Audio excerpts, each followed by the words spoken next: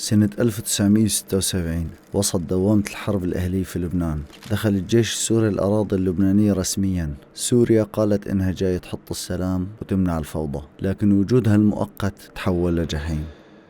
السلام عليكم ورحمة الله وبركاته، معكم أخوكم رؤوف من قناة غرباء. لا تنسوا تدعمونا بزر اللايك والاشتراك. هاي القصة من منظور أحد العساكر السوريين اللي كانوا ضمن قوات الردع السورية اللي فاتت على لبنان.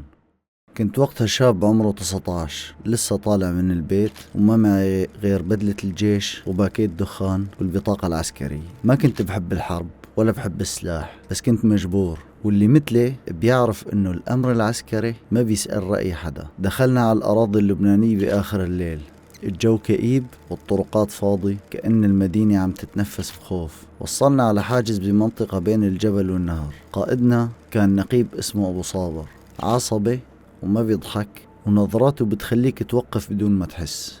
أما الرائد المسؤول ما في داعي أحكي لك، عيونه بتلمع كل ما بيشوف مدني، كأنه شايف فريسي مو بني آدم.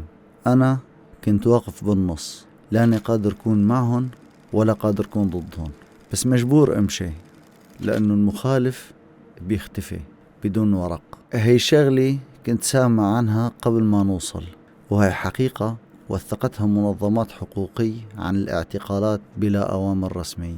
الساعة كانت تقريبا 11 بالليل، السيارات نادرة. فجأة مرت سيارة قديمة.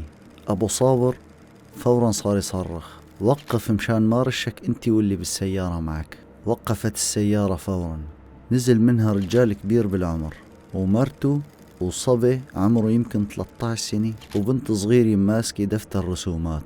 الضابط بلش يسألهم أسئلة ما إلها أي معنى: وين كنتوا؟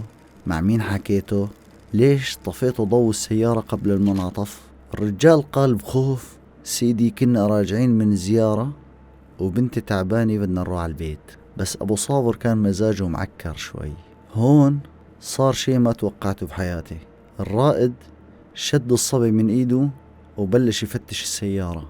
رجع ومعاه دفتر رسومات تبع البنت الصغيرة. فتح الدفتر وكان في رسمي لعسكري ماسك بارودي.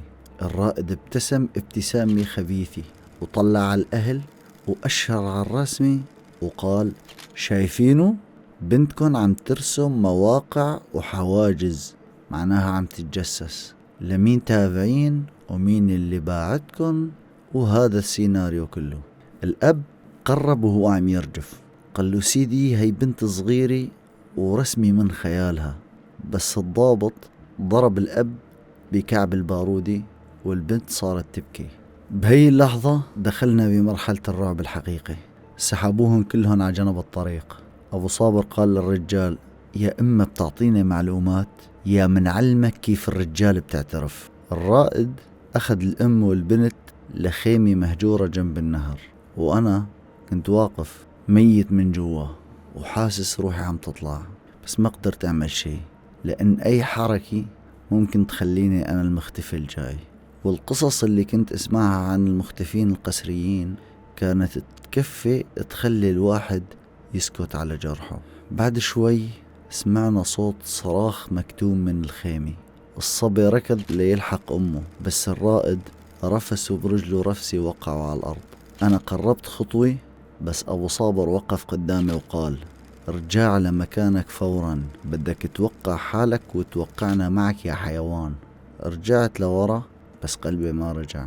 بعد ساعة كاملة من الجحيم رجع الرائد من الخيمة، كان ملوث بالوحل وشي تاني ما بدي أوصفه. أمر الجنود ياخدوا العيلة على مركز القيادة، وهالكلمة كان معناها واحد: الاختفاء. بس هون صار موقف ضل محفور بذاكرتي لهذا اليوم.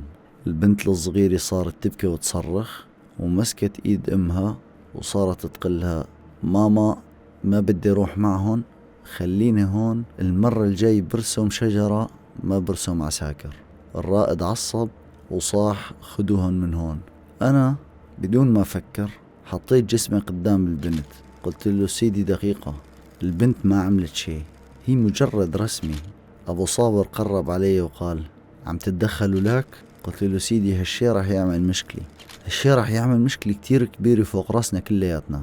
لأنه إذا حدا عرف رح يقول إنه نحن عم نعتقل أطفال والأهالي برا عم تغلي. خلي البنت تروح لحتى نحمي حالنا. لأول مرة شفت شوية خوف بعيون الضابط، بس ما خاف على البنت، خاف على المساءلة من الضباط الأكبر منه، وصاح بصوت عالي: خذوا الأب والأم والصبي وخلوا البنت. نزلت على الأرض تبكي وما تركت إيد أمها، بس هنو أخدوها غصب. أخدوا العيلة كلياتها وتركوا البنت لحالها، وأنا تركت قلبي معها. بعد 3 سنين رجعت على البيت، كنت مكسور من جوا. مرة وأنا قاعد على ضفة النهر سمعت صوت بنت صغيرة عم تضحك، ما بعرف ليش تذكرت بنت الحاجز، وتذكرت جملة كتبتها بمذكراتي: مو كل جندي وحش، بس أحيانا الوحوش بتكون فوقنا ونحن بس واقفين بالظل. ومن وقتها كل ما أتذكر ليلي بحس إنه قلبي لساته على الحاجز، واقف خايف ومربوط.